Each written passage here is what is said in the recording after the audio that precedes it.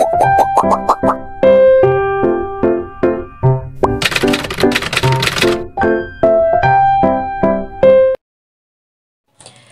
guys, back with me Ratna Hafti Mustabidatul Ilmiah. Okay, in this video I will tell you about bone morphem. Di video ini, saya akan membahas beberapa bahasan tentang bone morphem. Yaitu, yang pertama, what is bone morphem? Yang kedua, kinds of bone morphem. Yang ketiga, derivational morphem.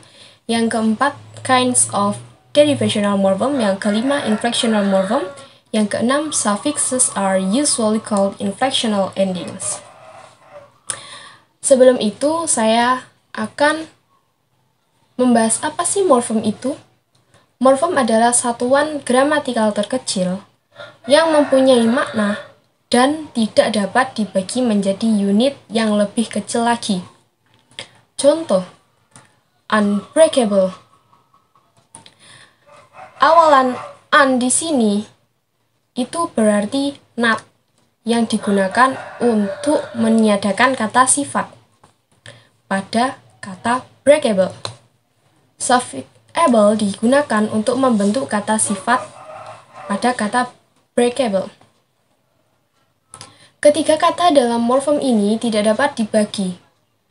Jika dibagi, ia akan kehilangan makna dari kata tersebut. Morfem sendiri itu dibagi menjadi dua. Yang pertama ada free morphem, yang kedua ada bone morphem. Nah, di video kali ini saya akan membahas tentang bone morphem. Apa sih bone morphem itu? Bone morphem adalah morphem can stand alone with meaning, yaitu morphem yang tidak dapat berdiri sendiri dengan arti. Jadi kalau dia berdiri sendiri, dia tidak mempunyai arti. Contoh, kata bird yang ketambahan akhiran s. Tambahan s di sini tidak bisa berdiri sendiri, karena kalau dia berdiri sendiri, dia tidak mempunyai arti. Bone morphem sendiri itu dibagi menjadi dua. Yang pertama, derivational morphem, yang kedua, inflectional morphem. Apa itu derivational morphem?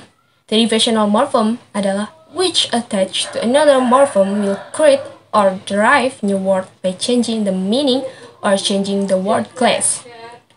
Morphem yang melekat pada morphem lain akan menciptakan atau menurunkan kata baru dengan mengubah makna atau mengubah kelas kata. Contoh, happy yang ketambahan awalan un menjadi unhappy. Happy dan unhappy di sini sama-sama adjektif, tetapi maknanya berubah dari yang awalnya happy menjadi yang awalnya bahagia menjadi tidak bahagia.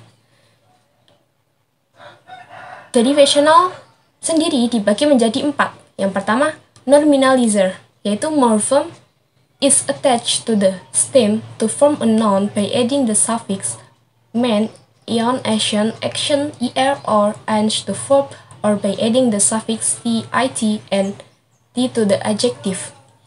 Yaitu morfem yang melekat pada stem untuk membentuk kata benda dengan menambahkan akhiran man, ion, ation, action, er, or ance pada verb, atau menambahkan t, it, dan th pada adjektif. Contoh, kata pine ketambahan er menjadi painter. Contoh lagi, personal ketambahan it menjadi personality yang asalnya adjektif menjadi noun.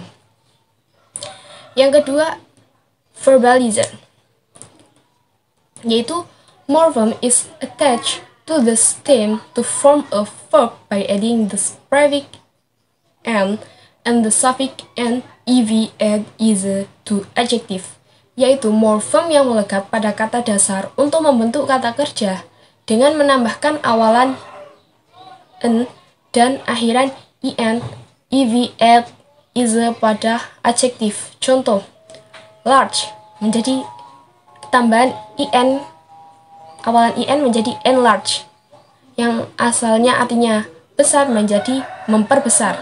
Contoh lagi, beauty menjadi beautiful yang ketambahan ev yang asalnya adjektif menjadi verb. Yang ketiga, adjectivizer, yaitu morphem is attached to the stem to form an adjective by adding the suffix ish, full, all, able, y-os to noun or adding the suffix able either to verb. Yaitu morfem yang melekat pada kata dasar untuk membentuk kata sifat dengan menambahkan akhiran ish, full, all, able, y, and os, atau menambahkan akhiran able, pada kata kerja. Contoh, emotion, ketambahan akhiran all menjadi emotional, yang asalnya noun menjadi adjective. Yang keempat ada adverbalizer, yaitu morphem is attached to the stem to form an adverb by adding the suffix li to the adjective or noun. Yaitu morphem yang melekat pada kata dasar untuk membentuk kata keterangan dengan menambahkan akhiran li pada adjektif ataupun noun. Contoh, quick menjadi quickly, ketambahan li menjadi quickly. Jadi, quick yang asalnya adjektif menjadi adverb. Bond morphem yang kedua adalah inflectional morphem. Apa sih inflectional morphem? Inflectional morphem itu adalah morphem which don't alter words the meaning or word class of a word. Yaitu morphem yang tidak merubah arti kata ataupun kelas kata dari suatu kata tersebut. Morphem ini hanya mempengaruhi jumlah atau pluralitas dan bentuk waktu atau tenses pada kata tersebut. Selanjutnya adalah suffixes are usually called inflectional ending.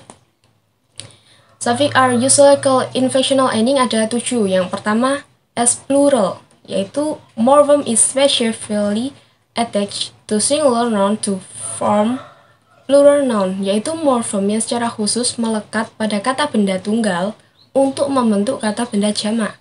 Contoh, grape menjadi grapes, ketambahan s. Book, ketambahan s menjadi books. Orange, ketambahan s menjadi orange.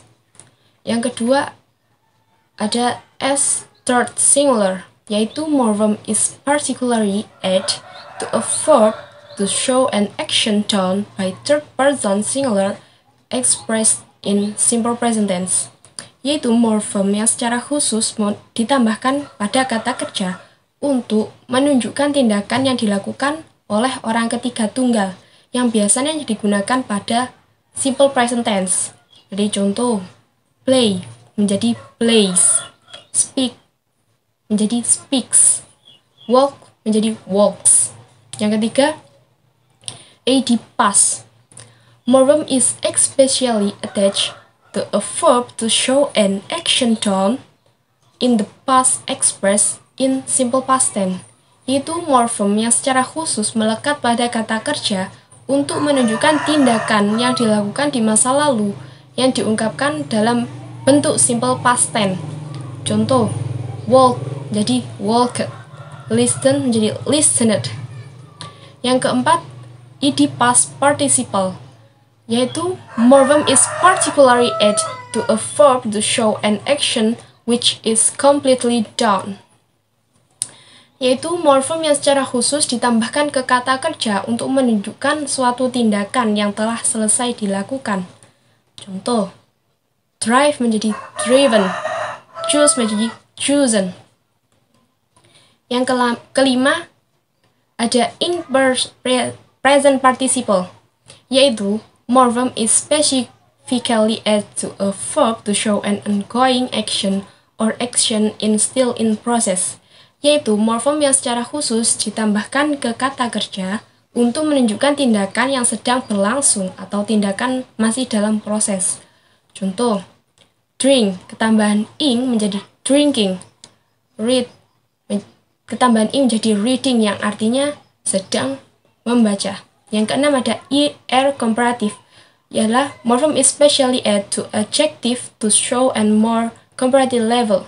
Yaitu morphem yang secara khusus ditambahkan pada kata sifat yang biasanya berarti paling. Contoh, tall menjadi taller, yang artinya tinggi menjadi lebih tinggi. Nomor 7, yaitu as comparative, yaitu morphem is specially added to adjective to show the most comparison levels, yaitu morphem yang secara khusus ditambahkan pada kata sifat untuk menunjukkan tingkat perbandingan yang berarti paling. Contoh, rich menjadi richest, smart menjadi smartest.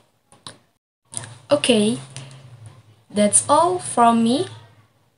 Thank you for attention and see you. Bye-bye.